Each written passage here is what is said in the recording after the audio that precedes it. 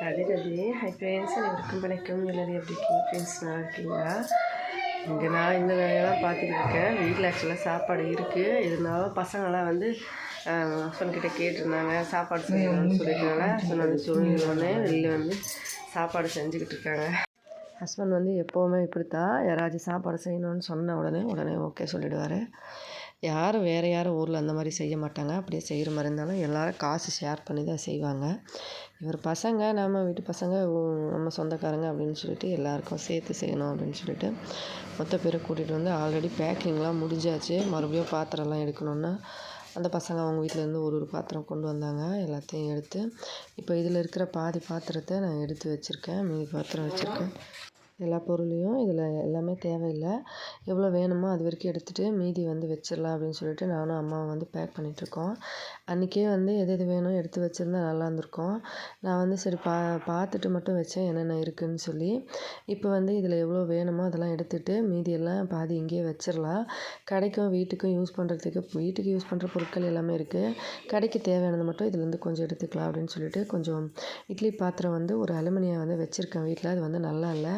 அதனால் இதிலேருந்து ஒரு ஸ்டீல் இட்லி பாத்திரமும், அதுக்கப்புறம் இந்த தண்ணி குடிக்கிற ஜக்கு, அதுக்கப்புறம் இந்த பணியாரக்கல், அதுக்கப்புறம் ஹாட் கேஸ் வந்து 2 இருக்குது இதுக்குள்ளே.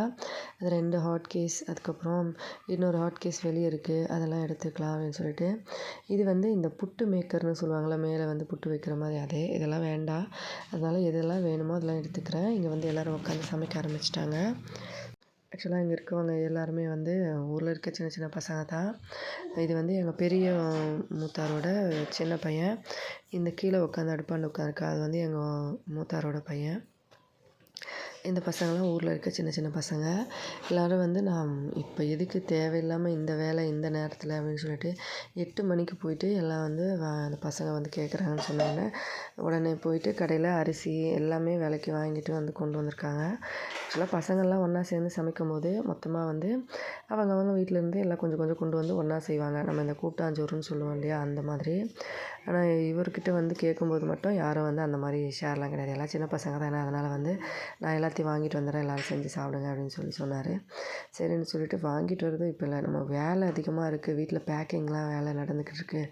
இந்த டைமில் நம்ம எப்படி சமைக்க முடியும்? அதனால் வந்து நான் சமைக்க முடியாது, அது எனக்கு உடம்பும் சரியில்லை அப்படின்னு சொன்னோடனே ஹஸ்பண்ட் வந்து டென்ஷன் ஆகிடுவார். சாப்பிட்ற பொருள் எல்லோரும் கேட்குறாங்க, எப்படி வேணான்னு சொல்கிறது அப்படின்னு சொல்லி. சரின்னு சொல்லி நான் எதுவும் சொல்லலை. நான் வந்து பேக்கிங் பண்ண ஆரம்பிச்சிட்டேன். அவருக்கு வந்து எந்த விஷயத்துலையும் வேணான்னு சொல்ல மாட்டார். மோஸ்ட்லி வந்து ஊரில் எங்கள் மூத்தாரும் சரி, எங்கள் மச்சினனும் சரி, பெரிய மூத்தாரும் சரி, யாருமே வந்து இந்த மாதிரிலாம் பண்ண மாட்டாங்க. சாப்பாடு கேட்டாலும் அவங்கெல்லாம் கண்டுக்கவே மாட்டாங்க. அவங்க பாட்டுக்கு அவங்க இருப்பாங்க. வேணும்னா எல்லோரும் போய் வீட்டிலேருந்து கொண்டு வந்து செய்யுங்கன்னு சொல்லிவிடுவாங்க. இவர் மட்டும் எப்போவுமே வேண்டான்னு சொல்ல மாட்டார். சின்ன பசங்க சாப்பிடட்டும் திருப்தியா அப்படின்னு சொல்லிட்டு சரின்னு சொல்லி வாங்கிட்டு வந்து அதில் பாதி பொருள் வாங்கிட்டு வந்திருக்காங்க, மீதி பொருளை காணோம். இவன் வந்து சமைக்கிறான் அப்படின்றதுனால எனக்கு உடம்பு சரியில்லைனால ஹஸ்பண்ட் வந்து சித்திக்கு உடம்பு சரியில்லை நீ வந்து சமைன்னு சொன்னோன்னே அவன் வந்துட்டான். அவன் வந்து லாஸ்ட் பையன், எங்கள் பெரிய ஒரு குத்தியோட நடு பையனும் சாப்பிட்றதுக்கு வரேன்னு சொல்லியிருந்தான். நான் வேலை எதுவும் செய்யலை. எங்கள் நாத்தனாரோட பையன் வந்து எல்லா பசங்களும் இங்கே உட்காந்து இது பண்ணிக்கிட்டு இருக்காங்க. ஆனால் அவன் மட்டும் போய் அந்த பக்கம் வீட்டில் படுத்துக்கிட்டு இருப்பான், தூங்கிக்கிட்டு இருப்பான், ஃபோன் பார்த்துட்டு இருப்பான், ஏதாவது ஒன்று புக்கு வச்சுக்கிட்டு உட்காந்துட்டு இருப்பான். அந்த மாதிரி தான் பண்ணுவான். எந்த பசங்க கூடயும் அந்த அளவுக்கு வந்து சேர மாட்டான். அவன் தனியாக இருக்கான். சாப்பிடும்போது வருவான் போல். இப்போ வந்து இவங்க என்னென்ன பண்ணியிருக்காங்கன்னா, ஃபஸ்ட்டு சாதம் பண்ணிட்டாங்க. 1.5 கிலோ அரிசி கொண்டு வந்திருக்காங்க. கடை அரிசி வந்து ஜீரா ரைஸ் சொல்லுவாங்க இல்லையா, அதை வாங்கிட்டு வந்திருக்காரு. அதுக்கப்புறம் பருப்பு வந்து 300 கிராம். நடுவில் உங்களுக்கு வந்து இது போட தெரியலன்னு சொல்ல சோயா வந்து நான் கொஞ்சம் வறுத்து கொடுக்குறேன்னு சொல்லிட்டு வறுத்தேன். அப்பளம் வந்து அவனுக்கு வறுக்க தெரியல, நல்லா வறுத்து கொடுத்துருந்தேன். அதுக்கப்புறம் சோயா வந்து மிக்ஸ் பண்ணி குழம்பு செய்ய போகிறாங்களாம்மா. சாதம், வெறும் சாம்பார், நல்லா கெட்டியாக வந்து ஒரு கிட்டத்தட்ட ஒரு 1/2 கிலோ பருப்பு இருக்கும். நல்லா திக்காக வந்து ஒரு சாம்பார் மாதிரி செஞ்சு அது வந்து எல்லோரும் சாப்பிட்றதுக்காக செய்யணும் அப்படின்னு சொல்லியிருந்தாரு. 1/2 கிலோ கொஞ்சம் கம்மியாக இருக்கும். அதுக்கப்புறமா வந்து அப்பளம் வந்து பொரிச்சிருக்கு. சோயா குழம்பு வந்து கெட்டியாக ஒரு கிரேவி மாதிரி பண்ணணுமா. அதுக்கப்புறம் வெள்ளரிக்காய், தயிர்லாம் வச்சு ஒரு சாலட் மாதிரி பண்ணணும் அப்படின்னு சொல்லியிருந்தாங்க. ஆக்சுவலாக பசங்கள்லாம் ஒன்றா சேர்ந்து சமைச்சாலுமே ஏதாவது ஒன்று வந்து செஞ்சுருவாங்க. மோஸ்ட்லி வந்து பருப்பு இதெல்லாம் செய்ய மாட்டாங்க. அவங்கெல்லாம் நான்வெஜ் சாப்பிடுவாங்க. அதனால் வந்து பிரியாணி மாதிரி அந்த மாதிரி சிக்கன், மீன் அந்த மாதிரி மீன்லாம் இல்லை, சிக்கன், முட்டை அந்த மாதிரி செஞ்சு சாப்பிடுவாங்க எல்லோரும். நாங்கள் வெஜிடேரியன் அப்படின்றதுனால சரி இங்கே எல்லோரும் வந்து வெஜிடேரியனே செய்யணும் அப்படின்னு சொல்லி அதனால் வந்து சரி வெஜிடேரியன் வந்து செஞ்சுருக்காங்க. நம்ம எங்கள் பசங்களும் சாப்பிட்ணுமேன்னு சொல்லி, சரின்னு சொல்லிட்டு இத்தனை ஐட்டமா அப்படின்னு நான் வந்து ஃபஸ்ட்டு சாப்பாடும், அப்பளமும், சோயா குழம்பு வேணால் செஞ்சுக்கோங்க. வெள்ளரி சாலட் பண்ணி சாம்பார் வேறு எதுக்கு அப்படின்னா, அவங்க தான் கேட்குறாங்க எல்லோரும் சாப்பிட்றதுக்கு. சரின்னு சொல்லிட்டு ஓகேன்னு சொல்லிட்டேன். அதுக்கப்புறமா எல்லாம் சமைச்சு சரி சின்ன பசங்க எல்லோரும் சாப்பிடட்டும் அப்படின்னு சொல்லிட்டு சமைச்சாச்சு. கொஞ்சம் கொஞ்சமாக வந்து அவங்களுக்கு அடுப்பு தெரியல. நடுவில் நான் வந்து கொஞ்சம் ரெடி பண்ணிட்டு இருந்தேன். அதோட ஹஸ்பண்ட் வந்து நம்ம வந்து வெளியே கிளம்புறோம், பசங்கள்லாம் கேட்குறாங்க, அவங்க திருப்தியாக சாப்பிடட்டும் அப்படின்னு சொல்லி செய்வார். எப்போவுமே மோஸ்ட்லி அடிக்கடி அப்படி தான் செய்வாங்க.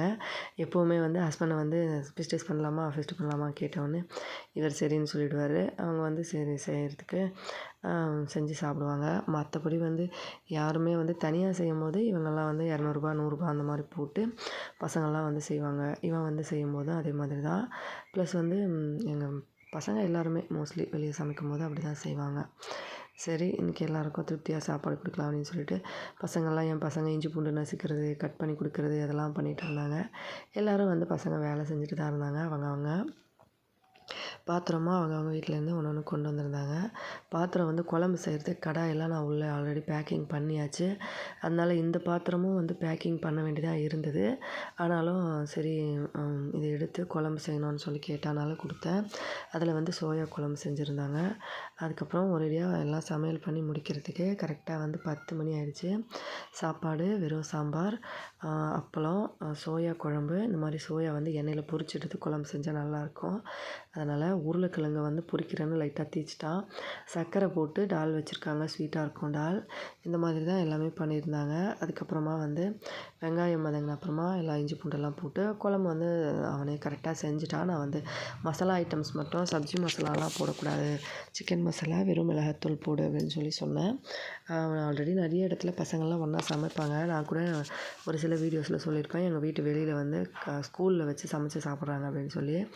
அந்த மாதிரி அடிக்கடி சமைக்கிறதுனால அவனும் வந்து நல்லா குக்கிங் தெரிஞ்சுக்கிட்டான். சமைச்சிட்டே இருக்கும்போது திடீர்னு எங்கள் மூத்தார் வந்துட்டார். நான் வந்து அப்படியே ஒரு ஓரமாக வந்துட்டேன். ஃபோன் கையில் வச்சுட்டு இருந்தேன். வீடியோ எடுக்கிறேன்னு யாருக்கும் தெரியலை. அதனால் எங்கள் மூத்தார் வந்து சின்ன பையனை, அதாவது எங்கள் சின்ன உரக்குத்தி இருக்கா இல்லையா, அவங்க பையனை வச்சு கொஞ்சிட்டு நானும் வந்து சாப்பிடுவேன் அப்படின்னு சொல்லி சொன்னார். அவங்களும் சரி சாப்பாடு வந்து எக்ஸ்ட்ராவாக இருக்குது, 1.5 கிலோ அரிசி அதிகமாக தான் இருக்கும் சாப்பாடுன்னு சொல்லும்போது ஹஸ்பண்ட் வந்துட்டார். ஹஸ்பண்ட் வந்து வண்டி ரெடி பண்ணுறதுக்காக போயிருந்தார். டாட்டா ஏசி ரெடி பண்ணோம். நாளைக்கு காலையில் 7 மணிக்கு வர சொல்லியிருந்தார். அவங்க வந்து வண்டி லேட் ஆகுமா, அதனால் வந்து 9 மணி 10 மணிக்கு மேலே ஆகிடும்னு சொன்னாங்க.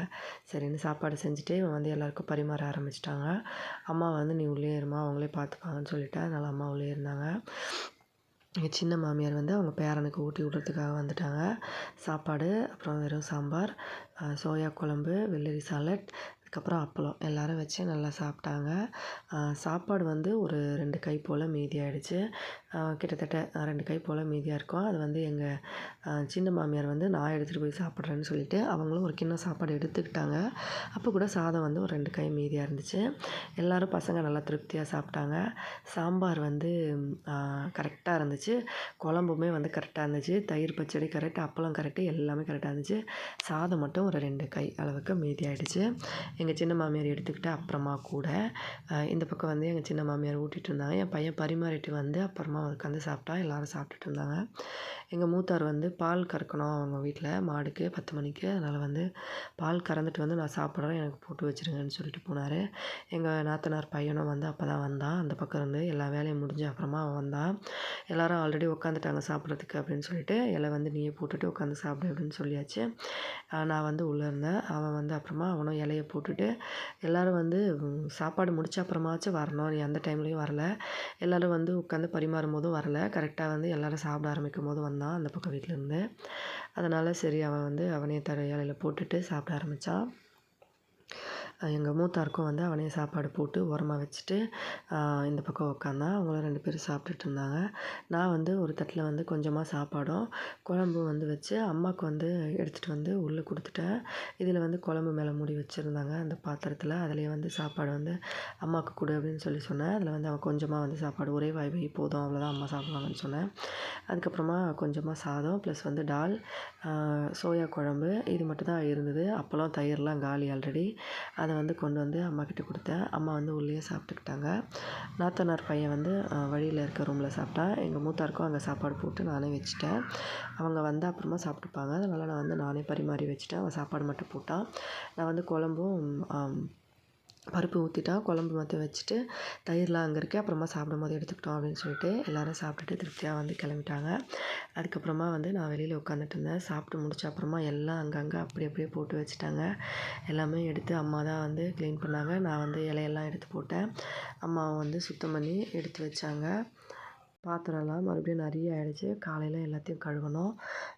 இப்போ வந்து நான் எனக்கு விரதம் அப்படின்றதுனால அவல், அதுக்கப்புறமா ஹார்லிக்ஸு, பால் பவுடர், பிஸ்கட், வாழைப்பழம் இதெல்லாம் போட்டு மிக்ஸ் பண்ணிவிட்டு நான் வந்து நைட்டுக்கு சாப்பிட்டுக்கிட்டேன். எல்லாருமே வந்து பசங்க எல்லாம் அவங்கவுங்க வேலை பார்த்துக்கிட்டாங்க. பாத்திரம் மட்டும்தான். ஆனால் வேலை வந்து எல்லாம் விறகு ஓகே எல்லாமே இருந்துச்சு. என்னென்னா பாத்திரம், வீடு வாசல்லாம் எல்லாம் சாப்பிட்டுட்டு அப்படி இப்படியே போட்டுட்டாங்க. இலைலாம் எடுத்து போட்டு தண்ணி ஊற்றி கழுவி சுத்தம் பண்ணி அதுக்கப்புறம் பாத்திரம் எக்கச்சக்கமாக இருக்குது. எல்லாமே காலையில் கழுவணும். சரி காலையில் பார்த்துக்கலாம் அப்படின்னு சொல்லிட்டு இப்போ வந்து நான் சாப்பிட போகிறேன். எல்லா வேலையும் முடிச்ச அப்புறமா 10:30 மணி ஆகப்போகுது. அவள் வந்து ரெடி பண்ணிட்டேன். வீடியோ பிடிச்சிருந்தா லைக் பண்ணி, ஷேர் பண்ணி, சப்ஸ்கிரைப் பண்ணுங்கள். ஹெல்தியாக சாப்பிட்டு சந்தோஷமாக, சேஃபாக, பத்திரமா இருங்க. நன்றி, வணக்கம்.